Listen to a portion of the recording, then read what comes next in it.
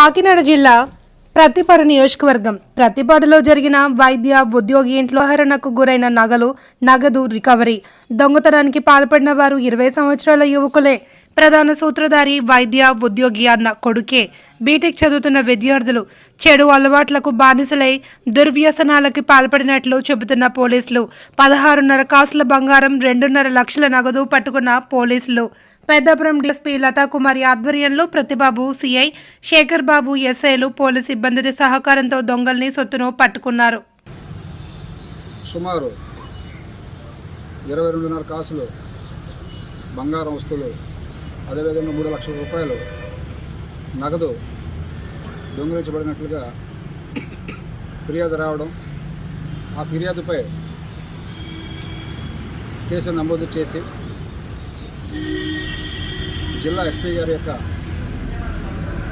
ఆదేశాల మేరకు పెద్దాపురం డిఎస్పీ గారు లతాకుమార్ గారి ఆధ్వర్యంలో సర్కిల్ ఇన్స్పెక్టర్నైన నేను మరియు మా circle SIs Yeleswaram SI Satish, Routhulapudi SI, అదేవిధంగా ప్రతిపాడు ఎస్ఐ వారి సిబ్బంది అంతా కూడా దీనిని ప్రతిష్టాత్మకంగా తీసుకుని 3 టీములుగా విడిపోయి ఈ కేసు యొక్క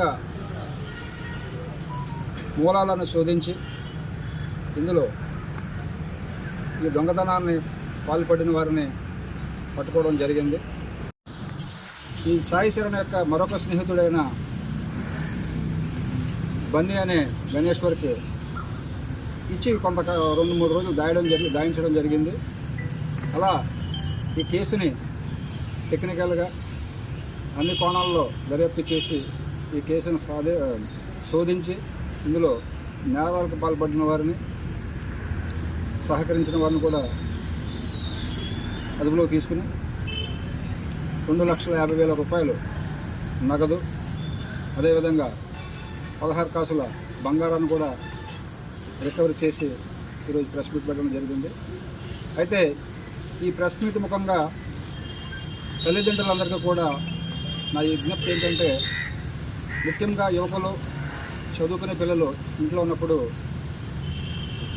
వారి విద్యా బుద్ధులతో పాటు వాళ్ళ అలవాట్లు, వాళ్ళ స్నేహితులు ఎలాంటి వాళ్ళు ఉన్నారో, వాళ్ళ యొక్క నడవడిక ఏమందుకు ఉంది అనే తప్పనిసరిగా పరిస్థితులు గమనించుకోవాల్సిందిగా కోరుచున్నాను.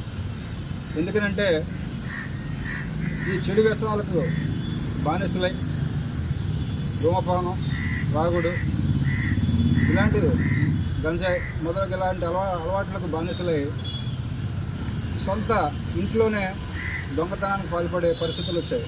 దయచేసి తల్లిదండ్రులైన వారు పిల్లల్ని, అందరూ కూడా యువకులే, ఎవరైతే ముచ్చుకర్ల అప్పలస్వామి అని ఫిర్యాదుదారు ఉన్నాడో అతని కుటుంబ సభ్యుడే ముచ్చుకర్ల సాయి చరణ్ అనేవాడు దీని అందరికీ సూత్రధారి. ఇతను బీటెక్ చదువుతున్నాడు. వ్యసనాలకు పాల్పడి అప్పుల పాలై అది తీరే దారి లేక వాటిని తీర్చుకోవాలనే దురుద్దేశంతో తన సొంత ఇంట్లోనే ఈ యొక్క దొంగతనానికి పాల్పడ్డాడు.